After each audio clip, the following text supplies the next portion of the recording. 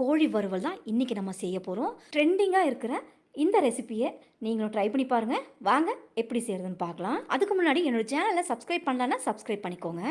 1/2 kilo அளவுக்கு chicken, ரொம்ப எலும்பில்லாத சிக்கனாக வாங்கியிருக்கேன்.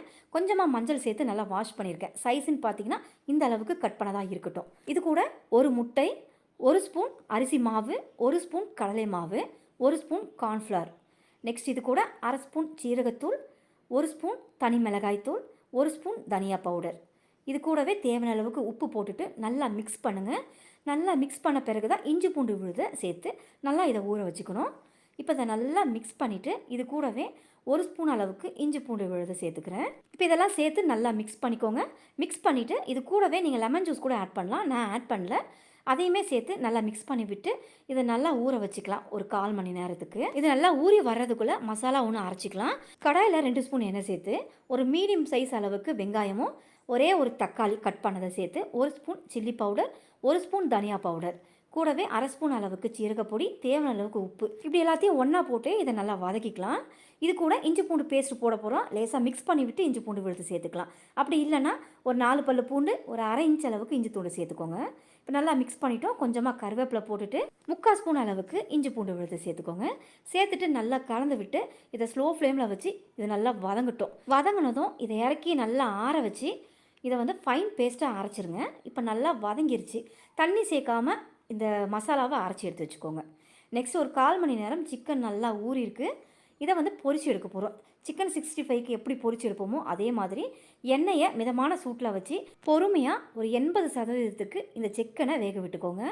மீதி 20% இன்னொரு தாளிப்பு இருக்குது. அந்த தாளிப்பு கூட இதை சேர்ந்து நல்லா வதங்கும் போது இந்த சிக்கன் நல்லா வெந்துடும். இப்போ 3 நிமிஷம் நல்லா குக் ஆகிருக்கு. ஒன் சைட் திருப்பி போட்டு எல்லா பக்கமே நல்லா வேகிற அளவுக்கு நல்லா வேக விட்டு எடுத்துக்கலாம். 1/2 கிலோ சிக்கனுக்கு நம்ம சேர்த்த இன்க்ரீடியன்ஸ் சரியான அளவுகளோடு சேர்த்துக்கோங்க. அப்போ தான் நல்லா சிக்கனில் நல்லா அந்த மசாலாலாம் நல்லா பிடிச்சி வரும். இப்போ நல்லா குக் ஆயிடுச்சு. இப்போ எண்ணெயிலேருந்து நல்லா ஃபில்டர் பண்ணி விட்டு இது எல்லாத்தையுமே எடுத்துகிட்டு இன்னும் கொஞ்சம் சிக்கன் இருக்குது, அதையுமே பொரித்து எடுத்துகிட்டு நம்ம அடுத்த ப்ராசஸ் என்னங்கிறத பார்க்கலாம்.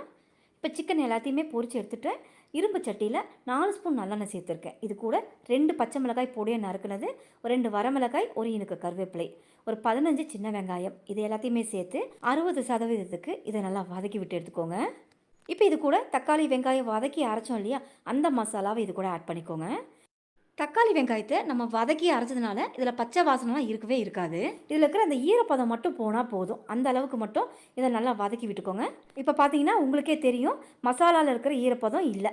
இது கூட 1/2 ஸ்பூன் அளவுக்கு இட்லி பொடி ஆட் பண்ணிக்கிறேன். கூடவே 1 ஸ்பூன் நெய், இதை சேர்த்து நல்லா மிக்ஸ் பண்ணுங்கள். ஒரு 2-3 நிமிஷத்துக்கு நல்லா மிக்ஸ் பண்ணிக்கோங்க. இந்த ரெசிபியோட ஹைலைட் டேஸ்ட் என்னென்னு பார்த்தீங்கன்னா இந்த பொடியும் நெய்யும் தான்.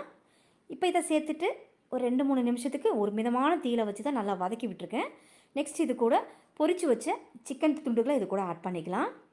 ஆட் பண்ணிவிட்டு நல்லா கலந்து கொடுங்க. இந்த மசாலாவும் அந்த சிக்கனும் நல்லா ஒன்று சேர்ந்து வரணும். இந்த நெய் பொடி கோழி வறுவல் நம்ம எது கூட சாப்பிட்லான்னு பார்த்தீங்கன்னா நான்வெஜ்ஜுக்கு சைட் டிஷ்ஷாக சாப்பிட்றத விட வெஜ் ரெசிபீஸுக்கு சைட் டிஷ்ஷாக சாப்பிட்டிங்கன்னா ரொம்ப பொருத்தமாக இருக்கும்.